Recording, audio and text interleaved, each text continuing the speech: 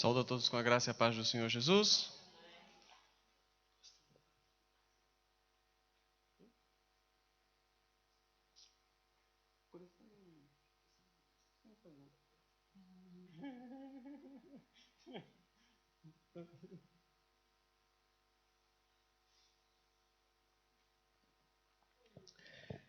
Deus é maravilhoso. Amém. Me assustei com a minha própria voz. Deus é maravilhoso, Deus é grande, Deus é as suas misericórdias são a causa de nós não sermos consumidos. Por isso que ela se renova a cada manhã. Deus, em nome do Senhor Jesus Cristo, Pai, nós estamos reunidos em Teu nome, Deus, crendo na Tua promessa e na Tua palavra, que diz que quando 2 ou mais estiverem reunidos em Teu nome, Tu ali estarias presente. Deus, nós queremos que o Teu Santo Espírito, Pai, nos ensine todas as coisas, Deus. Aquilo que nós necessitamos aprender, Senhor. Aquilo que o Teu Santo Espírito, Jesus, quer falar conosco. Esse Espírito que Tu deixaste como nosso Consolador, Pai. Em nome do Senhor Jesus Cristo, Espírito Santo, toma o lugar nesta igreja, toma este lugar, toma o Teu lugar neste altar, em nome do Senhor Jesus Cristo, e encontra em nós uma terra fértil, e que a Tua semente produza frutos, em nome do Senhor Jesus Cristo. Em nome do Senhor Jesus, Espírito Santo, fala ao nosso coração, em nome do Senhor Jesus. Amém. Graças a Deus. Amém. Vamos continuar o nosso estudo, parte 175 do nosso livro do profeta GG, que a gente já está tão acostumado com ele, né? A gente já chama pelo apelido GG. O profeta Jeremias. Paramos em Jeremias capítulo 33, no versículo 3. Clame a mim e eu responderei, e anunciar-te-ei coisas grandes e fortes ou firmes que não sabes. E eu falei aqui na semana acerca dos dons, do dom de discernimento espiritual, visão espiritual, discernimento espiritual, em concordância com essa passagem, coisas grandes e fortes que nós não sabemos. E agora nós vamos continuar dentro daquilo que eu havia dito sobre Jeremias na semana passada, que Jeremias, o livro está desorganizado, cronologicamente desorganizado, mas tem aqui, a partir de agora, ele tem uma certa sequenciazinha no que diz respeito às profecias. Talvez a organização do livro seja muito mais em questão das profecias do que propriamente dito a cronologia dos fatos, não é? O acontecimento, a data dos acontecimentos. Mas a partir de agora, nós vamos começar a ver o fim propriamente dito até do 34 ao 39, já chegando aí aos fins de Israel. Então a gente vai começar a falar aqui mesmo agora e tentar chegar hoje ao 39, exatamente quando é o fim propriamente dito de Jerusalém, de Israel como um todo. Ok? Então, vamos continuar lendo o capítulo 33, certo? E o capítulo 33, além de ter esse clame a mim, responderei coisas grandes e fortes que não sabes, ele também fala aqui sobre a prisão deles, né? A prisão de Judá sendo levado novamente ao cativeiro, com aquela mensagem que eu já tinha falado na semana passada, só para relembrar, aquela mensagem de que eles iam para cativeiro, mas Deus os traria novamente para esta terra, ok? E ele diz no versículo 7, removerei o cativeiro de Judá, o cativeiro de Israel, e os edificarei como no princípio, os purificarei de toda a sua maldade com que pecaram contra mim, perdoarei todas as suas iniquidades com que pecaram contra mim e com que transgrediram contra mim. esta cidade me servirá de nome de alegria, de louvor e de glória entre todas as nações da terra, que ouvirem todo o bem que eu lhe faço, e espantar-se-ão, perturbar-se-ão, por causa de todo o bem e por causa de toda a paz que eu lhe dou. Assim diz o Senhor neste lugar, de que vós dizeis de que está deserto, sem homens nem animal nas cidades de Judá e as ruas de Jerusalém, que estão assoladas, sem homens nem sem moradores e sem animais, e ainda se ouvirá a voz de gozo, a voz de alegria, a voz de noiva, a voz da esposa, a voz dos que dizem louvai ao Senhor dos exércitos, porque bom é o Senhor, porque a sua benignidade é para sempre. E a voz dos que trazem louvor à casa do Senhor, pois fareis que tornem do cativeiro da terra como no princípio, diz o Senhor. Assim diz o Senhor dos exércitos, ainda neste lugar que está deserto, sem homens e sem animais, e em todas suas cidades haverá uma morada de pastores que faça repousar o gado. O que é que Deus está dizendo aqui? Mais uma vez, Deus está falando aqui para o povo que, apesar do cativeiro, eles vão passar pelo cativeiro porque eles foram rebeldes. Mas Deus restauraria esse povo. Claro que até os dias de hoje, nós não vimos uma restauração como profetizada aqui em Jeremias e como profetizado também em Isaías. Um tempo de paz, haverá louvor. E o nome de Jerusalém é paz, cidade de paz, né?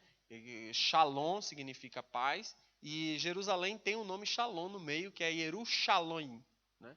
Então esse Shalaim, Shalá, é o mesmo Shalom, e por isso que esse nome da cidade é cidade de paz. E na verdade, Jerusalém, ou a cidade de paz, ou Yerushalayim, hoje é a cidade de guerra. Você pensar em lugar que não tem paz, pense em Jerusalém.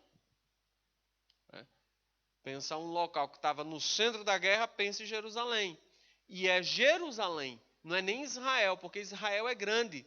E o povo não luta por Israel, né?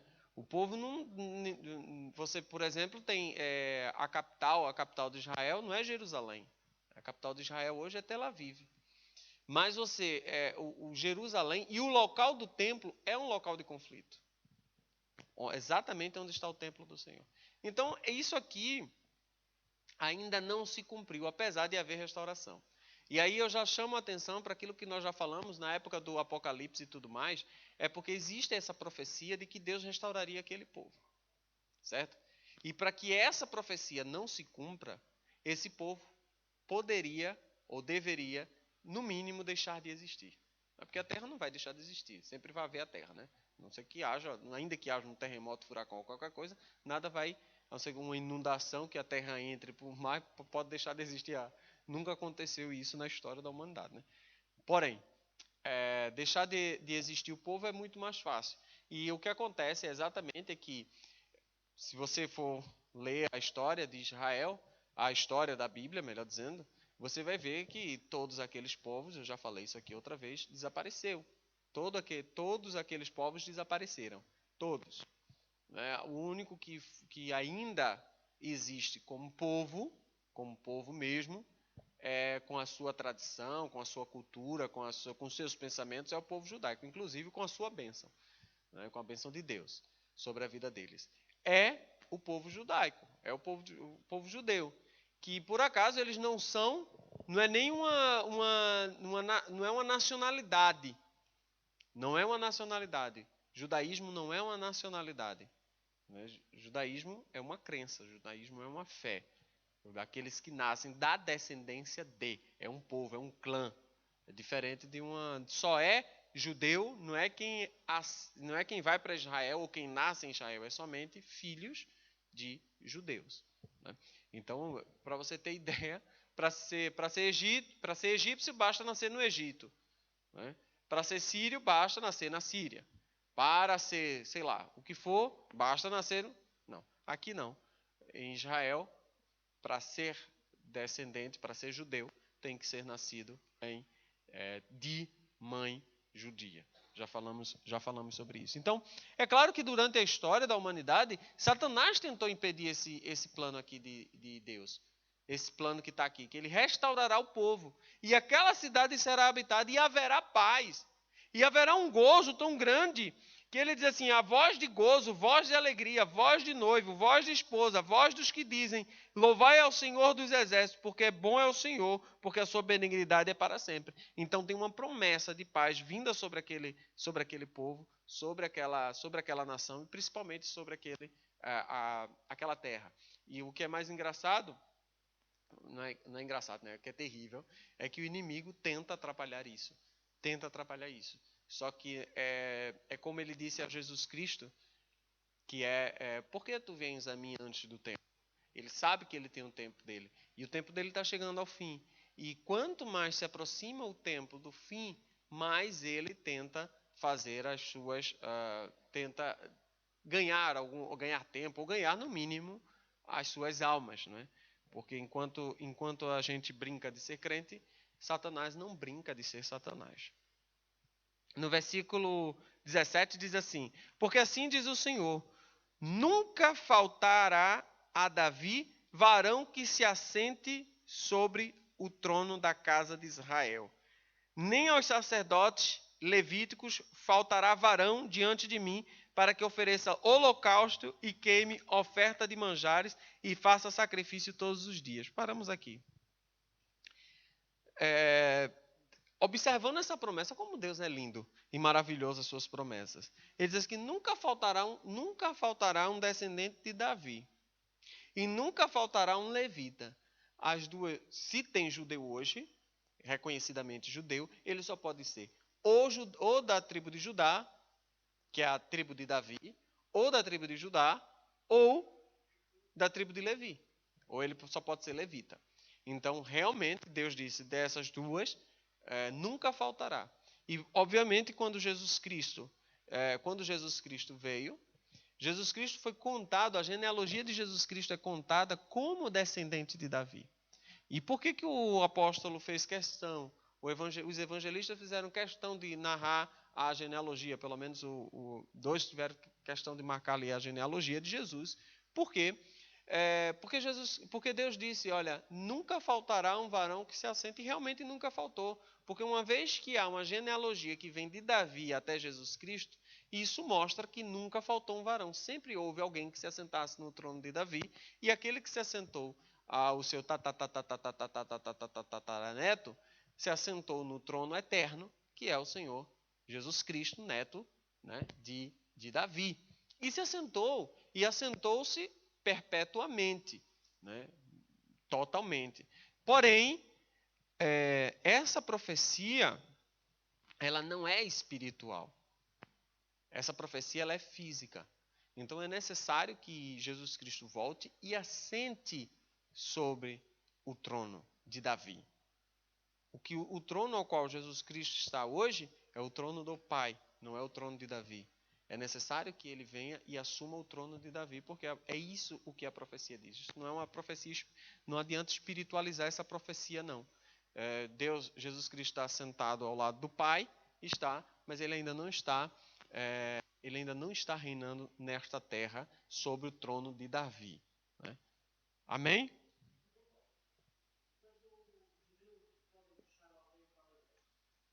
Podem o quê?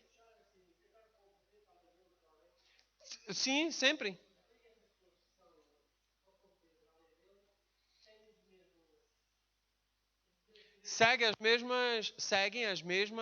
Tem que seguir as mesmas tradições. Sim, eles são existem diversas linhas do judaísmo. O judaísmo hoje é uma religião, né, como sempre foi uma religião. Porém, a pessoa pode assumir assumir o judaísmo. Aí são os judeus. Na época de Pedro já tinha isso, que eram os judaizantes, queriam que aqueles que fossem fizessem parte. Só que você não se torna judeu. Você se torna um praticante do judaísmo. Alguém falou alguma coisa? Um seguidor do judaísmo. Você não é um judeu. São. São porque você abraçou a fé. Oi?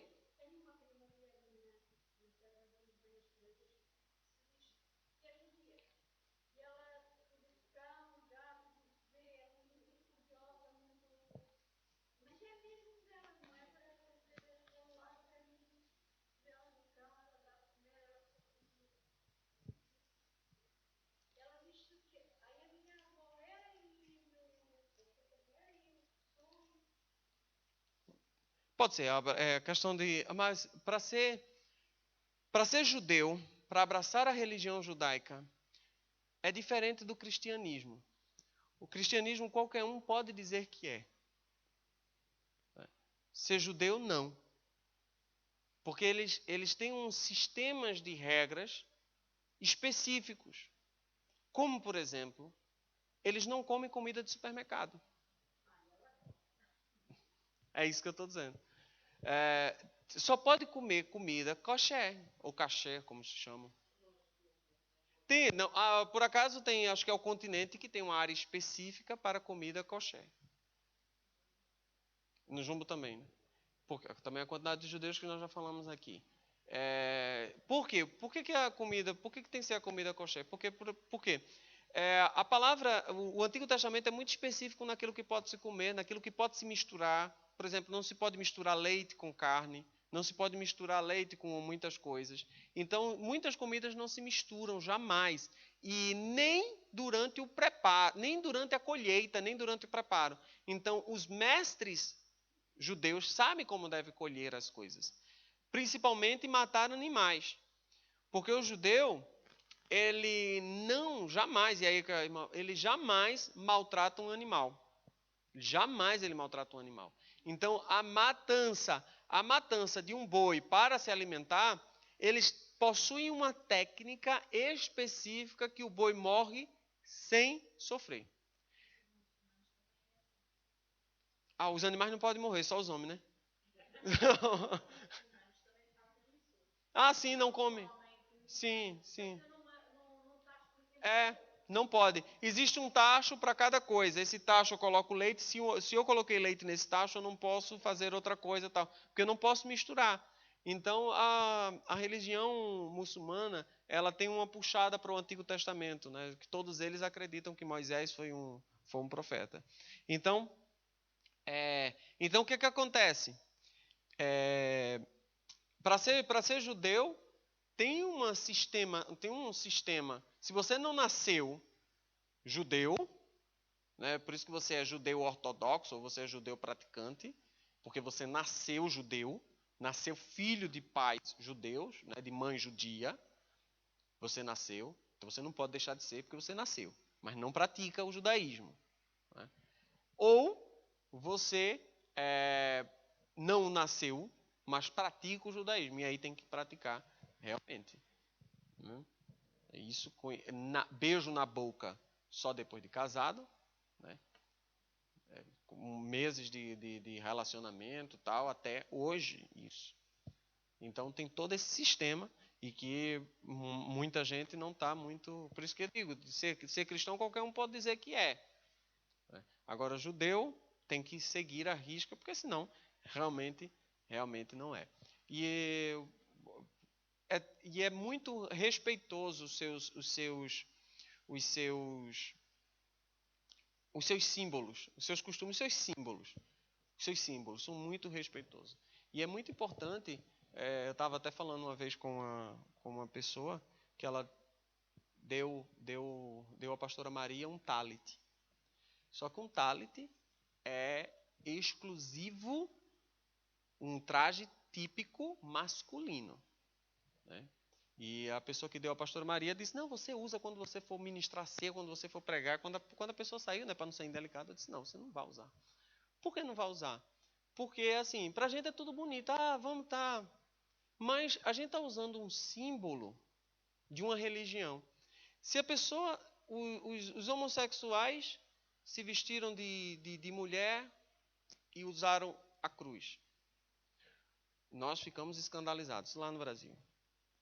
Na passeata da parada gay, utilizaram a cruz e colocaram Jesus Cristo como gay.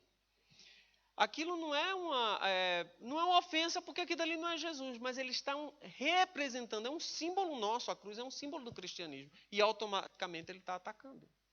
Na televisão lá no Brasil, um pastor inventou de quebrar uma santa, chutar uma santa, quebrou, foi uma confusão que deu a IURD.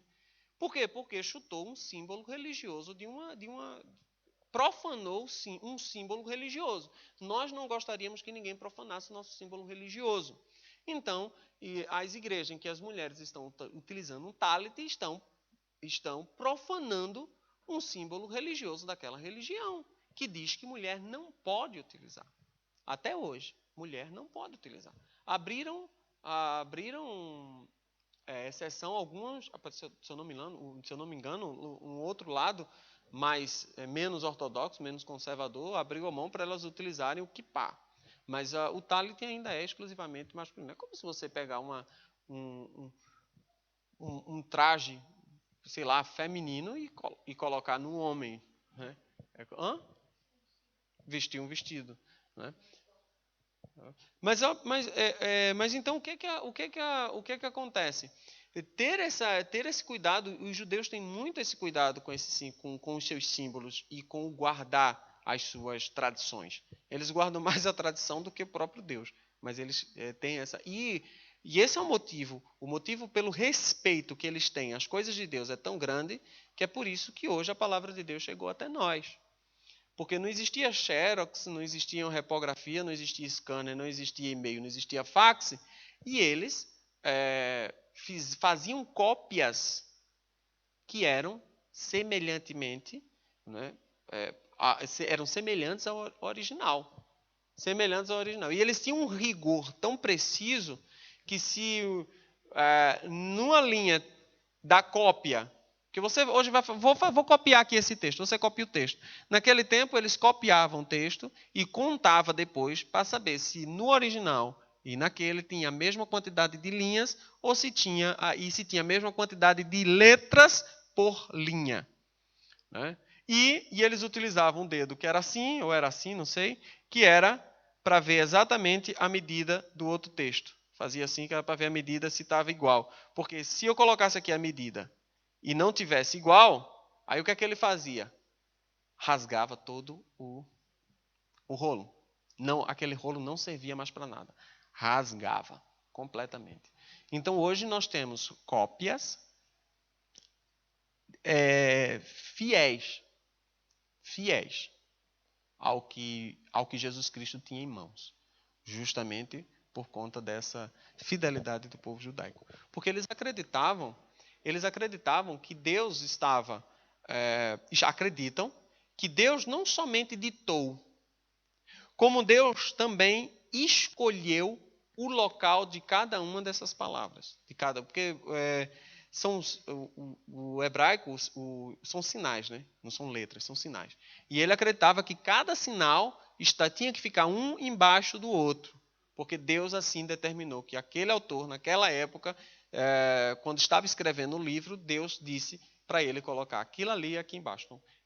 Então eles mantinham aquilo que Deus havia. Então a gente pegar um livro hoje, escrito pelos judeus, é ter certeza de que foi praticamente a mesma forma que foi escrito pelo profeta Jeremias ou pelos outros profetas, por Esdras, por Neemias, porque provavelmente eles vão estar na mesma sequência, porque eles guardavam isso de uma forma muito, muito zelosa, exatamente.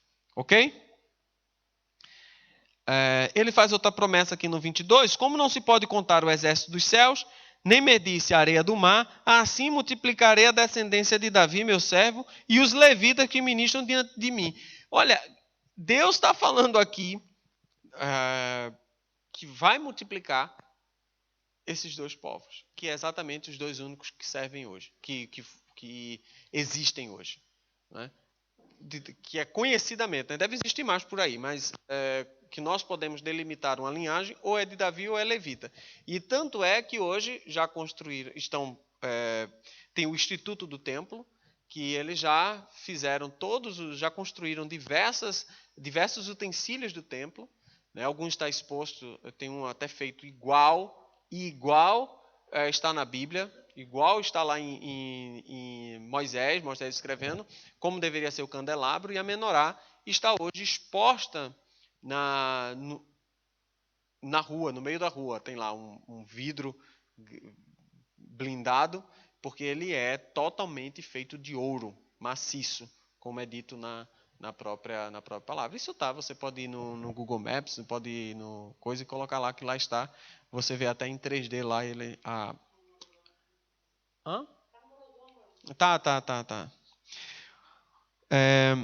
No capítulo 34, ele predisse a sorte de Zedequias. A palavra do Senhor veio a Jeremias quando Nabucodonosor, rei da Babilônia, e todo o seu exército, todo o reino da terra, que estavam sob o domínio da sua mão, e todos os povos pelejavam contra Jerusalém, contra todas as suas cidades. Aí ele começa a dizer a Zedequias que ele vai entregar a cidade nas mãos do rei da Babilônia. Por quê? E uma das coisas que Deus abomina aqui, ele diz aqui no versículo 5, em paz morrerá, e conforme a incineração, no versículo 5, de teus pais, os reis precedentes que foram antes de ti, assim te queimarás a ti e plantar-te-ão, dizendo, Senhor, porque sou eu que digo a palavra, diz o Senhor. E no versículo 8 em diante, Deus fala aqui, mostra para Jeremias como Deus deu ordem ao povo, dizer assim, vocês vão pegar os irmãos de vocês, se eles forem levados se vocês tiverem ele como escravo, podia se tornar escravo por falta de pagamento.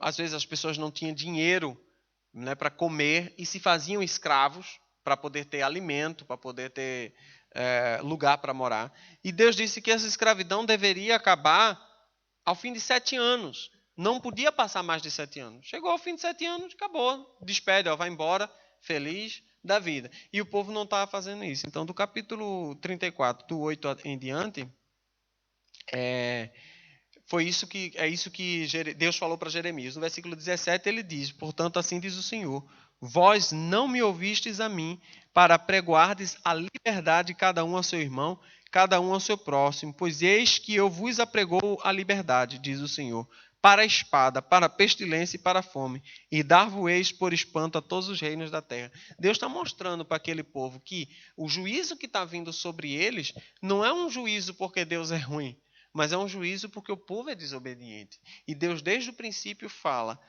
do juízo sobre a desobediência. E aí, no capítulo 35, isso é muito importante a gente entender e perceber. Olha só o que o Senhor faz. Capítulo 35. Palavra que do Senhor veio a Jeremias nos dias de Joaquim, filho de Josias, rei de Judá, dizendo, isso aqui é antes de Zedequias. Vai à casa dos recabitas e fala com eles e leva-os à casa do Senhor, a uma das câmaras, e dá-lhes vinho a beber. Deixa eu contar essa história para a gente não ler tanto. Recabitas era um povo que vivia lá, ali perto, descendentes de um homem chamado Recabe, da descendência da mesma tribo em que originou o genro de Moisés. O sogro. O sogro de Jetro. O sogro de Moisés. Os midianitas, daquela mesma tribo. E o Recabe, ele formou um sistema doutrinário que dizia o que eles podiam e o que eles não podiam. E os recabitas não podiam beber. Eles não bebiam. Não bebiam de forma nenhuma. Por quê? Porque o Recabe havia dito isso para eles. Então, no versículo 4, os levei à casa do Senhor, à câmara dos filhos de Amá, filho de Gigdalias, homem de Deus que está junto à câmara dos príncipes, que está sobre a câmara, E versículo 5, e pôs diante dos filhos da casa dos recabitas taças cheias de vinho e copo, e disse-lhes, bebei vinho. Mas eles disseram, não beberemos vinho, porque Jonadab, filho de Recabe, nosso pai, nos mandou dizendo, nunca bebereis vinho, nem vós, nem vossos filhos. Não edificarei casas, nem semeareis sementes, não plantareis, nem possuireis vinho alguma, mas habitareis em tenda todos os vossos dias, para que vivais muitos dias sobre a face da terra em que vos andais peregrinando. Obedecendo, pois, a vós Jonadab, filho de Recabe, nosso pai, em tudo quanto nos ordenou, de maneira que não bebemos vinho em todos os nossos dias, nem nós, nem nossas mulheres, nem nossos filhos, nem nossas filhas, nem edificamos casas. Versículo 10, mas habitamos em tenda. Versículo 11, diz assim, versículo 10, mas habitamos em tenda, assim ouvimos e fizemos conforme tudo que nos mandou Jonadab, nosso pai. O que Deus quis mostrar? Deus falava com... Já falei isso, que Deus teatraliza muito para Jeremias. Deus fala com Jeremias através do teatro. E o que ele estava dizendo? Olha, vem cá. Chama ali o povo, os recabitas, traz ele para aqui e manda eles beberem vinho. Aí ele veio e disse, não, nós não vamos beber vinho não. Porque Recabe, Jonadab, o filho de Recabe, disse para nós não bebermos vinho. E isso não foi ontem. Porque você for olhar na Bíblia, quem é esse danado desse Recabe? Quem são os recabitas? Você vai ver que já vinha da época de Moisés a existência desses recabitas, povo nômade, que não possuía casa. E ele diz, por quê? Porque eu não faço isso porque Jonadab disse para nós não fazermos. E porque Jonadab disse, nós não faremos. E Deus chama aquele povo para mostrar que um homem falou e aquele povo obedeceu. E vive exatamente como Jonadab disse. E o povo que ouve a voz do Senhor não obedece. É isso que ele diz, versículo 13. Assim diz o Senhor dos Exércitos, o Deus de Israel. Vai e diz aos homens de Judá, aos moradores de Jerusalém. Nunca aceitares instrução para ouvires as minhas palavras? Disse o Senhor. As palavras de Jonadab, filho de Recabe, que ordenou aos seus filhos que não bebessem vinho, foram guardados. Não beberam até este dia. Antes ouviram o mandamento do seu pai. A mim, porém, que vos tenho falado a vós, madrugando e falando, vós não me ouvistes. E vos enviei todos os meus servos, os profetas, madrugando e enviando e dizendo, convertei-vos agora, cada um do seu mau caminho, e fazei boas as vossas ações, e não sigais a outros deuses para servi-los. E assim ficarei na terra que vos dei a vossos pais, mas não inclinastes os ouvidos, nem me obedecestes a mim, visto que os filhos de Jonadab, filho de Recabe, guardaram o mandamento de seu pai, que lhes ordenou, mas este povo não me obedeceu. Assim diz o Senhor, Deus dos exércitos, Deus de Israel. Eis que darei sobre Judá e sobre todos os moradores de Jerusalém todo o mal que falei contra ele, pois lhe tenho falado e não ouviram, e clamei a eles e não me responderam. Vocês percebem como Deus faz essa diferença entre o povo que dava ouvidos à voz de um homem, o filho Jonadab, filho de Recabe, e o povo que ouviu diretamente de Deus.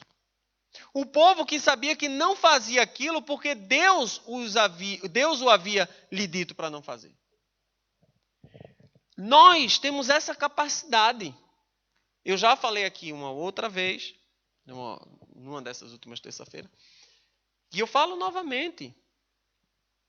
A nossa dificuldade em obedecer a Deus, gente, é muito grande isso. É muito grande isso. Por quê? Porque isso aqui não sou eu que estou falando. Não sou eu que estou dizendo para você. Eu não estou fundando uma religião. Eu não estou fundando um método. Isso está aqui na Bíblia. Pessoas seguiram o que está aqui na Bíblia. Pessoas deram a sua vida pelo que está aqui na Bíblia. Quer dizer, vocês não estão ouvindo o Jonadab, filho de Recabe, não. Porque quando nós temos acesso à palavra, quando nós lemos a palavra de Deus, nós estamos vendo o que Deus fala no nosso coração. Mas sabe por que nós preferimos dar ouvidos à nossa própria voz? E nós somos desobedientes, de dura serviço, e nós nos comparamos, acabamos por nos comparar mais aos filhos de Israel do que aos filhos de Recabe, do que os recabitas. Por quê? Porque nós aceitamos o que nós sabemos ser melhor para nós do que confiamos que Deus sabe o que é melhor para nós. Né? Porque uma vez eu estava aqui, eu fui pregando aqui, eu falei sobre aquela música Santo Espírito, és bem-vindo aqui, né? E algumas pessoas botaram para mim uma cara feiosa, porque eu perguntei, tem certeza que o Santo Espírito é bem-vindo aqui? Porque quando eu parei para analisar isso, Santo Espírito, és bem-vindo aqui. Nossa, Quando eu penso que o Espírito Santo vai entrar, vai sondar o meu coração, que ele sonda o meu coração e sonda a minha mente, sonda os intentos do meu coração, Deus do céu, me dá uma dor no coração. Dá uma dor no meu coração, não é? Claro que o Espírito Santo é bem-vindo, claro. E ele vai vir com sua misericórdia, vai vir com a sua sabedoria, vai vir com o seu amor, vai vir com os seus laços de amor eterno e vai nos atrair a ele. Claro que ele é bem-vindo. Mas o que eu quis chamar é a atenção para o fato o Espírito Santo vai vir aqui e vai encontrar um lixo, não é? Ou será que ele vai encontrar a casa limpa e adornada? Como é que ele vai encontrar o templo? Porque se você chegar na casa de alguém, sem avisar, a pastora Maria está ouvindo, que Deus abençoe. Se você chegar na casa dela sem avisar, né, Laura? Que gosta muito, né? Chega lá na casa sem avisar, se a casa não está arrumada, não adianta, você não é bem-vindo. Não é bem-vindo. Você pode vir com um boleto de dinheiro na mão. Vim aqui, ó, João Paulo, vim aqui com 1.000 euros para lhe ofertar. Meu filho, muito obrigado pelos 1.000 euros, mas vai embora que minha casa está bagunçada. Receba a bênção. Um profeta já pode ir. Porque a minha casa está bagunçada, eu vou sentir vergonha de receber alguém lá. Então não é bem-vindo porque a casa está bagunçada. Pô, exatamente. Aí não, aí a casa está arrumada. Foi um dia que eu arrumei a casa. Chegou visita, oh, que felicidade. Não, pode vir, entra, ainda toma um cafezinho, se me der vontade. Né? Mas é assim que procede, ou seja, quando a gente não espera, quando a casa não está preparada para receber visita, a gente até recebe por educação, mas por vontade, por gozo, não. Dependendo da visita também, vamos generalizar, né? Mas observe, o que será que o Espírito Santo vai encontrar? Ah, João Paulo, mas nós somos pecadores. Se for assim, sim, nós somos pecadores. Mas Deus nos deu a possibilidade de pedirmos perdão e nos arrependemos. Mas o problema é que nem o arrependimento há. Né? Nem isso. E eu esqueço que Deus vê absolutamente todas as coisas. Recabe já tinha morrido. Jonadab não estava vendo mais nada. Mas mesmo assim, seguiram a tradição dos seus pais. Jonadab não disse jamais que ele estaria no meio de nós. Jonadab não disse nunca na vida, Jonadab disse que deixaria o espírito dele ministrando sobre nós. Sobre os recabitas. Jonadab não deu nem a certeza de que ele viveria depois da morte. Ninguém viu Jonadab depois de morto. Não existe nenhum livro, absolutamente nada, falando sobre a existência, confirmando que Jonadab existiu. Nada. E eles obedeciam cegamente. Por que nós não obedecemos cegamente ao que Jesus Cristo nos manda fazer? E Jesus não está dizendo aqui, não tome vinho, não more em casa, não. Porque é muito mais fácil para nós aceitarmos as coisas, e eu vou mostrar aqui, espero dar tempo, vai dar tempo. Deus, é muito mais fácil para nós aceitarmos um Deus ou aceitarmos uma religião que nos imponha regras externas do que regras internas no nosso coração. O evangelho, ele muda a pessoa de dentro para fora, não é de fora para dentro. Você vê aqui pessoas que andam não sei quantos dias para chegar até Fátima, de joelho, de pés descalços, de joelho, sei lá, eu sei das quantas, e crente que não vem para a igreja. Aí tem a coragem de chegar para uma pessoa dessa de Fátima e vou pregar. Não, vou pregar porque ele está indo para Fátima, mas tu não vai nem para a igreja. E se essa pessoa que ia para Fátima andando se converter, não vem mais para a igreja. Larga a Fátima e a igreja. E a igreja. Porque Cristo, ele dá uma coisa que nenhuma outra religião dá: liberdade. Liberdade de fazer o que você quiser. Você tem liberdade para fazer o que você quiser. Cristo te dá essa liberdade que nenhum outro ser do mundo tem. Quando você está no mundo, você não tem liberdade. É Cristo que te põe o livre-arbítrio. Você agora, meu filho, está livre. Se o Filho vos libertar, verdadeiramente sereis livres. Então significa que se o Filho não libertou, eu não era livre antes do Filho. Mas quando o Filho vem, eu verdadeiramente sou livre. Então eu tenho poder de escolher. Eu tenho poder da decisão. É isso. E é o que Deus estava dando aqui ao povo de Israel. Poder da decisão. Não era determinando. Quando as pessoas falam que uma vez salvo, salvo para sempre, que Deus escolheu um grupo, a predestinação para ser salvo, a pessoa entende de teologia, mas não entende de história na Bíblia. Não entende de história, porque é impossível a gente falar de predestinação, que Deus tem a história toda já pronta e que nós não podemos alterar o caminho da história, se a gente não vê Deus aqui clamando para o povo de Israel, dizendo assim: olha, se converta que isso não vai acontecer, se converta que isso não vai acontecer, se converta que isso não vai acontecer. Aconteceu. Ah, que pena. É porque Deus queria. Não. Deus nos dá tempo de arrependimento. No capítulo 36...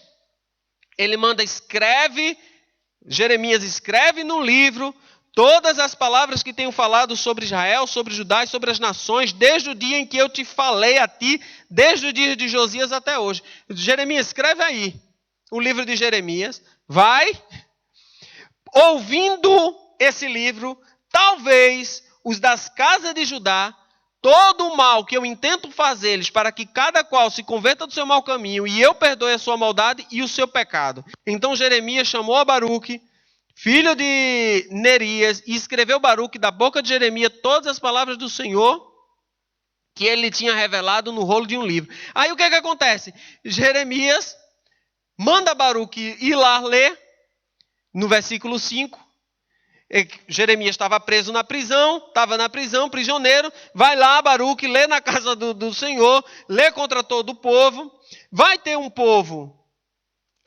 que vai ouvir aquilo e vai dizer: não, o que esse livro está falando é muito importante.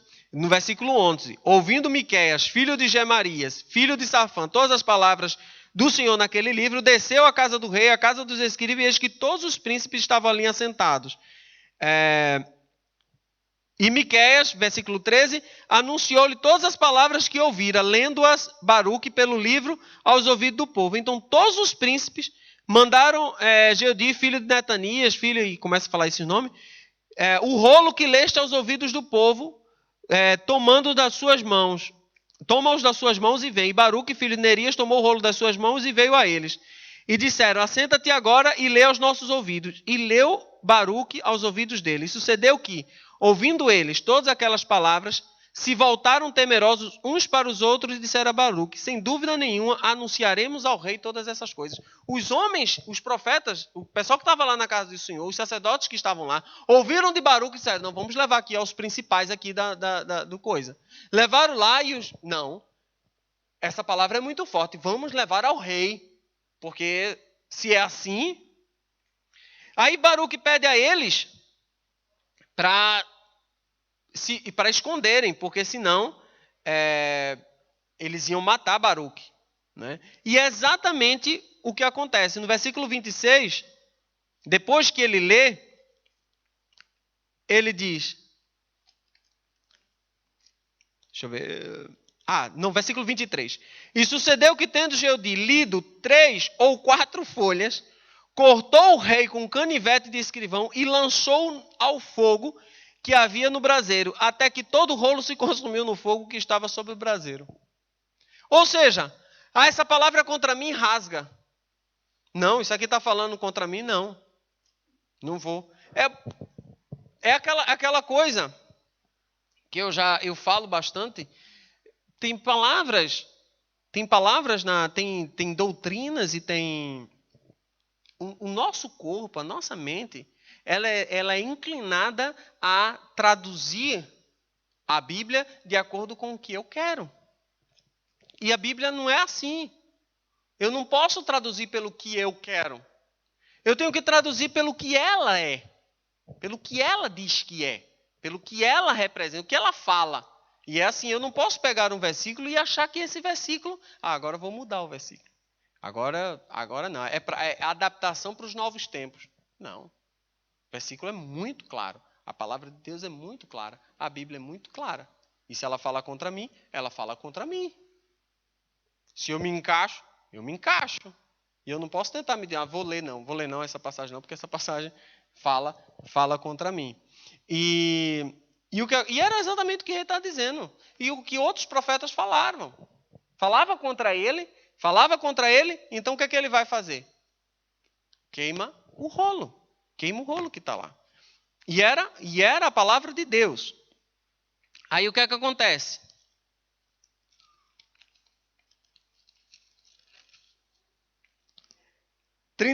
Capítulo 37. Aí já muda de coisa, né? Reinou o rei Zedequias, filho de Josias. Antes disso. Quando eles queimaram o livro, e Baruque chegou para Jeremias para dizer que o livro tinha sido queimado, Deus vem com nova palavra sobre Jeremias e diz, escreve tudo que eu te falei no primeiro livro, escreve tudo que estava no primeiro e acrescenta ainda mais. Escreveu ainda mais. E dentro do que ele havia escrito, acrescentava agora que o rei iria realmente morrer. Porque a palavra de Deus ela não pode ser impedida. Ela não pode ser impedida. Não é deixando de ler a palavra de Deus, não é deixando de receber a profecia de Deus, não é deixando de receber aquilo que está aqui no livro, né? Que vai deixar de acontecer. Não é? Nós estamos aqui homens homens e mulheres que falavam uma vida de obediência a Deus, uma vida de obediência a Deus. Né? E o que eles falavam, Deus não permitia cair. Deus não permitia cair. Jamais Deus permitia cair. E foi exatamente o que queimou o rolo e o que é que vai fazer? Escreve de novo, Jeremias. Escreve de novo, porque a coisa vai acontecer. É o Senhor que está falando. Não é os profetinhas de hoje, né? Capítulo 37. E reinou o rei Zedequias, filho de Josias, em lugar de Conias, filho de Joaquim, a quem Nabucodonosor, rei da Babilônia, constituiu rei na terra de Judá. Aí no versículo 4 diz assim, entrava e saía, versículo 3, contudo mandou o rei Zedequias a Jucal, filho de Selemias, e a Sofonias, filho de Macés, o sacerdote, ao profeta Jeremias, para lhes dizerem, roga agora por nós ao Senhor nosso Deus. E entrava e saía Jeremias entre o povo, porque não tinham encerrado na prisão. Israel estava cercado lá pelo exército do faraó. Agora é do Egito, não é nem a Babilônia lá em cima, é do Egito cá embaixo. E o que acontece? O rei Zedequias chama aquele profeta e manda ele rogar a Deus por aquele povo. E como ele começa a orar por aquele povo, então Deus diz, olha, o povo do Egito vai voltar para a terra, vai voltar para a sua terra. Mas não pense que vai ser assim com o povo da Babilônia, porque eles vão vir, a não ser que vocês se arrependam. O arrependimento é a chave, né? É a chave para mudar a história da nossa vida. O arrependimento.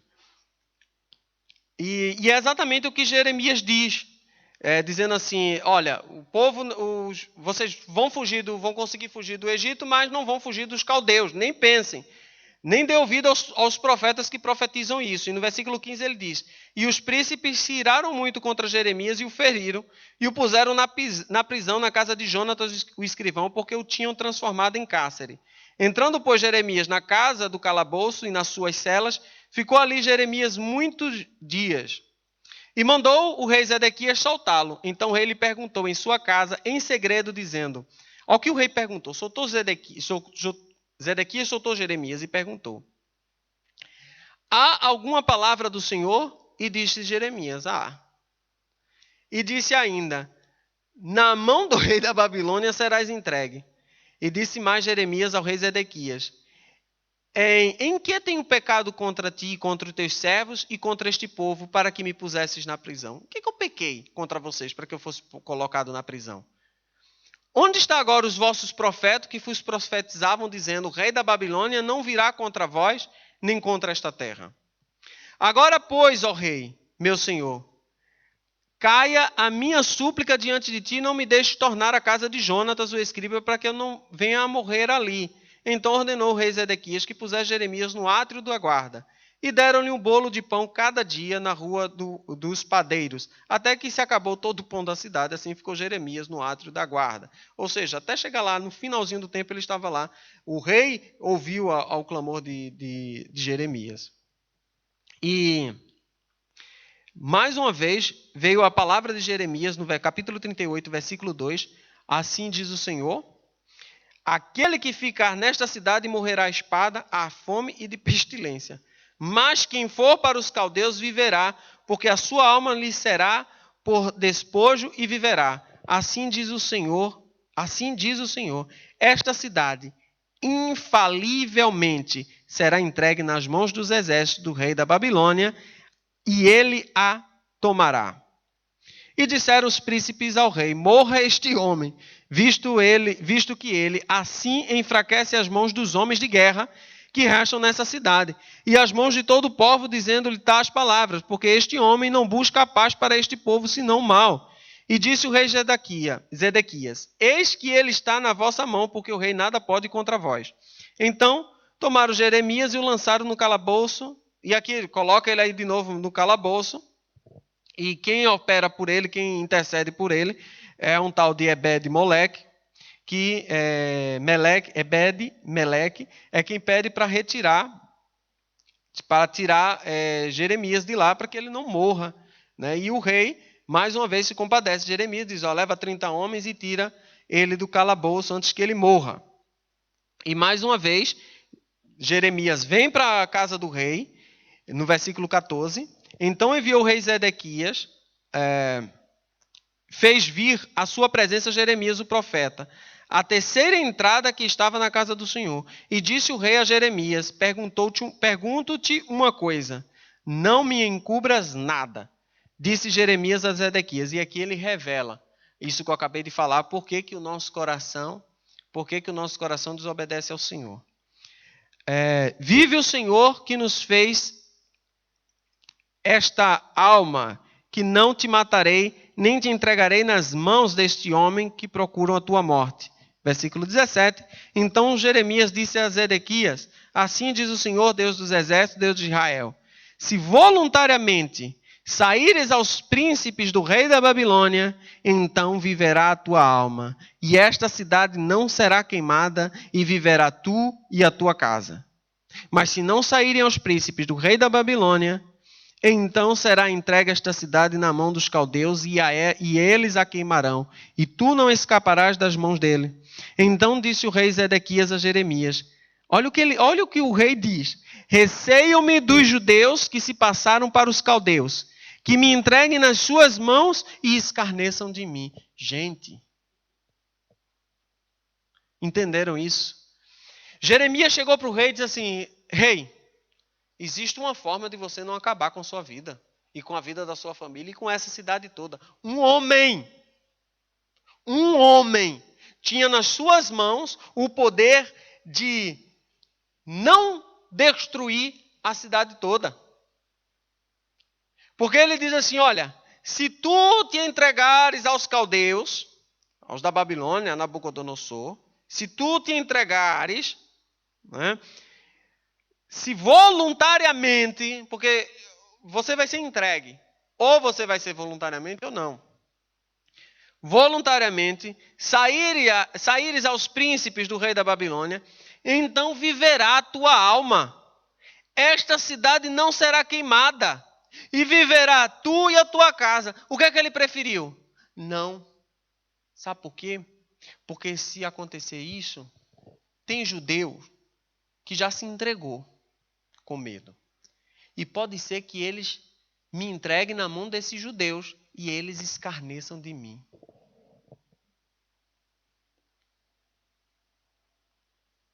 Vergonha. Vergonha. Ele estava mais preocupado com o seu status, com a sua posição, com o seu eu, com a sua vaidade, com o seu eu, com egoísta. E não obedeceu, poderia ter salvado a cidade de ser queimada. Poderia ter, porque Deus disse você voluntariamente, o que é que eu preciso fazer? O que é que eu preciso fazer? Vai lá e se entrega. Não, não posso. Não posso me entregar jamais. Jamais. Como é que eu vou fazer isso? Complicadíssimo. Complicadíssimo. Isso revela o que está no nosso coração. Não obedece? Aí o que é que acontece? No versículo 39, capítulo 39, para nós terminarmos. Versículo 2. No ano 1º de Zedequias, no 4º mês, ao 9 do mês, se fez a brecha na cidade. E entraram todos os príncipes do rei da Babilônia e pararam na porta do meio. Versículo 4. E sucedeu que, vendo Zedequias, rei de Judá, e todos os homens de guerra, fugiram, ao invés de se entregar voluntariamente.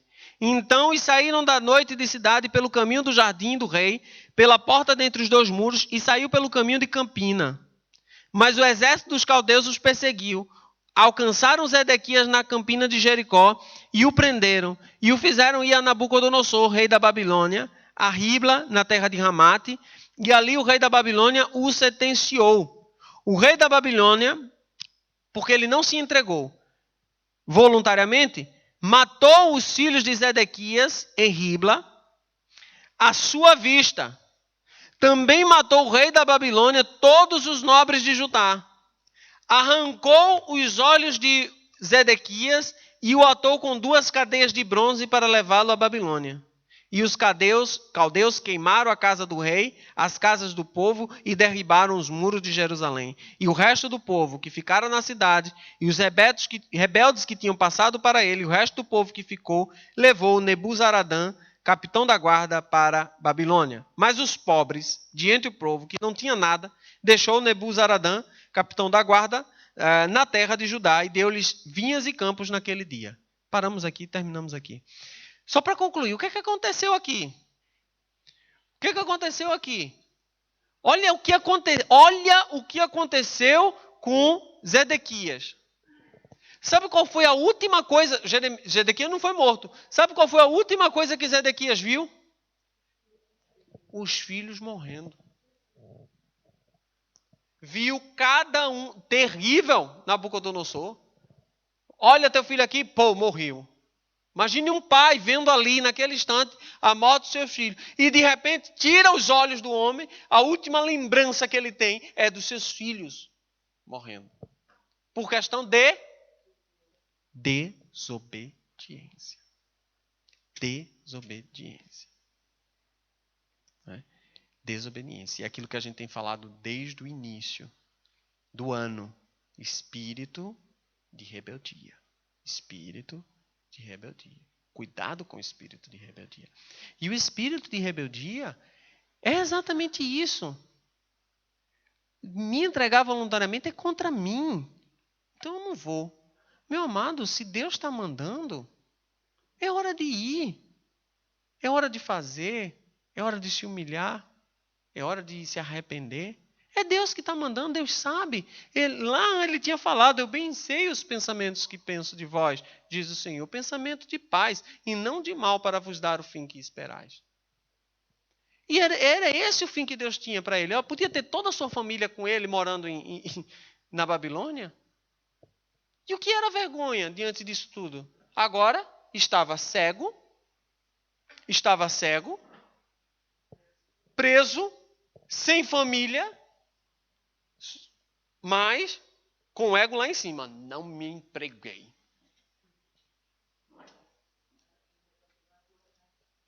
Sabe, é melhor ter paz do que ter razão. É melhor ter paz do que ter razão. E uma das coisas principais é que a gente precisa aprender. Nós precisamos aprender. Todos nós precisamos aprender. É que, primeiro, Deus, ele é real. Infelizmente, dizer isso, nós precisamos aprender que Deus é real. Porque a gente precisa viver com essa realidade em nossa vida, de que Deus é real. Se você não consegue enxergar Deus, se você não consegue ver Deus no controle de todas as coisas, se você não consegue enxergar, como eu falei naquele outro domingo, quando eu preguei naquele outro domingo, o mar pode balançar. O mar pode balançar. O mar pode balançar o barco, o vento pode balançar o barco. Mas Jesus Cristo está ali dormindo. Tá, mas ele é real, ele é Deus e ele sabe o que fazer, ninguém vai perecer. E agora eu me lembro de uma outra passagem do apóstolo Paulo. Sabe o que o apóstolo Paulo... O apóstolo Paulo foi colocado no navio. E o apóstolo Paulo disse para o homem, não viaje, não saia, porque essa viagem vai ter um transtorno e vai ser risco para a nossa vida. Eu vou dar ouvido a Paulo? Eu estou navegando há não sei quantos anos, vamos embora. Foi embora para o navio, está em Atos. No meio do navio, o barco ia naufragar. Naufragou, na verdade. Só que o apóstolo Paulo disse assim, não se preocupe, irmãos, porque nenhuma vida aqui se perderá. O barco veio a pique. Naufragou o barco. E em Atos dos Apóstolos diz que cada um, segurando nas tábuas que boiavam, todos chegaram em terra. Naquele momento poderia pensar, mas Deus não disse que nenhum se perderia? Nenhum se perderia. Agora Deus fala que não se perderia. Você pensa que você vai chegar lá de avião? Não olha para a tábua, não vou tábua não, porque Deus disse que eu não vou morrer. Está esperando o navio passar, o cruzeiro passar. Tem uma tábua aí, meu filho. Vá remando até dar. Até dar. É isso que Deus quer que a gente entenda. Primeiro, que ele é real. E por ele ser real, ele que rege a nossa vida. Nós temos o controle da nossa vida em nossas mãos, porque Deus nos deu. Se o Filho vos libertar, verdadeiramente sereis livres. Nós não somos marionetes. Nem na mão de Satanás, nem na mão de Deus. Nós somos autores das nossas ações. Por isso que nós somos culpados por ela. Porque se fosse Deus autores das nossas ações, nós não seríamos culpados de nada. Né? Seria Ele o culpado. Só que nós somos autores das nossas ações. E se nós somos autores das nossas ações, cuidado com o que fazemos, pensamos e dizemos. Amém? Vamos ficar de pé em nome do Senhor Jesus.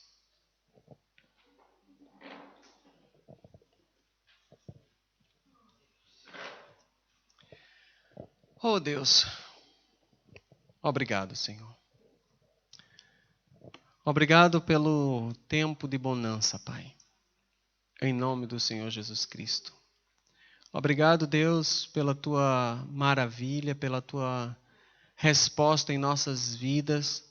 Obrigado pela semana maravilhosa que Tu já estás nos dando, Senhor. Em nome do Senhor Jesus Cristo, ministra sobre a vida de cada um aqui, Senhor. Ministra em nome do Senhor Jesus Cristo, mostra as Tuas verdades. Mostra, Senhor, em nome do Senhor Jesus Cristo. A Tua palavra diz para nós clamarmos a Ti para que Tu nos revele coisas grandes e fortes que nós não sabemos. Deus, como eu Te peço, Pai, dê estampa, Senhor, em nome do Senhor Jesus Cristo. Revela as coisas ocultas, Senhor, que nós não sabemos. Revela, Senhor, traz à tona, Senhor, em nome do Senhor Jesus Cristo, tudo aquilo que está submerso, Pai, e que nós não conseguimos enxergar. Em nome do Senhor Jesus Cristo, Deus, despede-nos, Senhor, na Tua santíssima paz, em nome do Senhor Jesus Cristo. E tenhamos todos uma semana abençoada, em nome do Senhor Jesus Cristo, cheia de vitórias e maravilhas. Amém?